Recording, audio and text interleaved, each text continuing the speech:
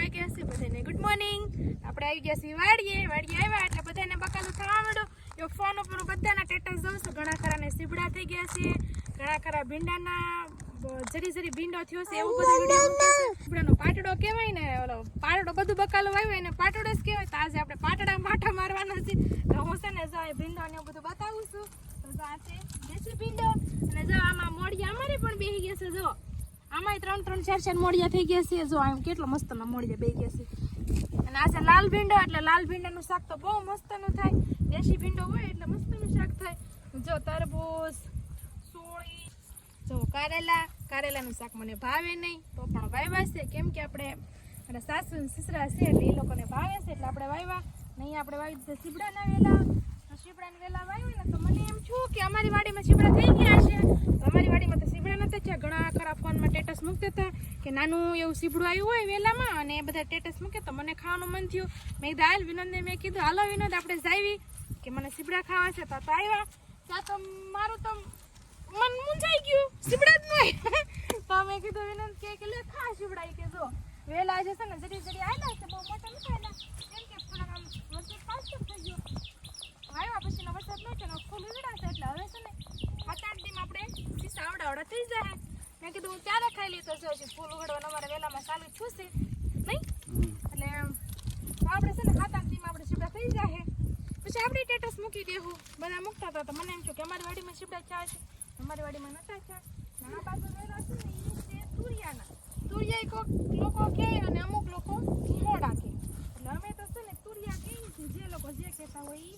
તો આ છે અમારા તુરિયાના વેલા. તુરિયા એવા આપણે 4-5 દીમાં સીસા બેસી જશે, કેમ કે ઓલા દોડવા તો બેહવા મળ્યા છે બધે. તો ફ્રેન્ડ સીબડાના વેલા તમને બતાવી દીધા, કારેલીના, તુરિયાના અને તરબૂચના અને દૂધીના વેલા તમને બતાવવાનું બાકી હતા. તો અમે દૂધીના વેલા છે અને હવે આપણે અમારું છે ને વણ થોડાક દી પહેલાં અમે દવા છાંટી હતી તો અમારું વણ થોડુંક બગડી ગયું હતું એટલે આપણે એવું જોવા જવાનું છે, કેમ કે કોળની દવા છાંટી હતી આપણે. તો હવે આપણે એમાંય તપાસ કરી લેવી કેવું છું કેમ નહીં. તો આપણે આમ સામે અમારું વણ બગડી ગયું હતું કેમ કે ખડ બહુ હતું એટલે અમે નીંજ્યું નહોતું એટલે દવા છાંટી હતી. તો આપણે મારી લઈએ આપણે કેમ છું કેમ નહીં. તો આપણે ખબર પડી જાય ને કે નાના ભાઈ હવે આ કોળમાં આવી ગયું છે તો આપણે બીજી દવા ફેરવવાની છે અને નહીં આવ્યું હોય તો આપણને ખબર નહીં હવે કઈ દવા છાંટવાની. ખેડૂત કહે એ દવા આપણે છાંટશું, કેમ કે જાજી બધી તો ખબર ન પડતી, બહુ થોડીક પડે છે. જાવું વણ બગડી ગયું હતું, વણ તો અત્યારે બહુ નથી દેખાતું, જાજુ તો ખડ જ દેખાય છે. હજી એમ થોડુંક છું નહીં નવું પાંદડું કાઢે ને તો આપણને ખબર પડે. જો આ રીતે અમારું વણ બગડી ગયું તો તમને એવું લાગે મરચી વાવેલી છે, તો ફ્રેન્ડ મરચી નથી, વણ છે. જો આ રીતે બધું બગડી ગયું છે. દવા અમે છાંટી, બધા લોકોએ ખંડની દવા છાંટી છે, એમાં અમારે એકને નુકસાન થયું છે, બાકી કોઈ નુકસાન નથી નહીં. જો આ મરચી આ પણ નવું ખાઈશું કે નહીં હતું તે વણ બહુ ઠીક છે. એક ભાગમાં સારું છે, એક ભાગમાં બગડી ગયું છે. તો જો ખડે એટલું થઈ ગયું છે અને વણે બગડી ગયું છે. નીંદવાનું છે પણ હજી વાર લાગશે. વરસાદ ટપ છે એટલે કંઈ નીંદાય નહીં એવું છે. હા વણ બગડી ગયું અમારું, એમાં દવા રાખી છે.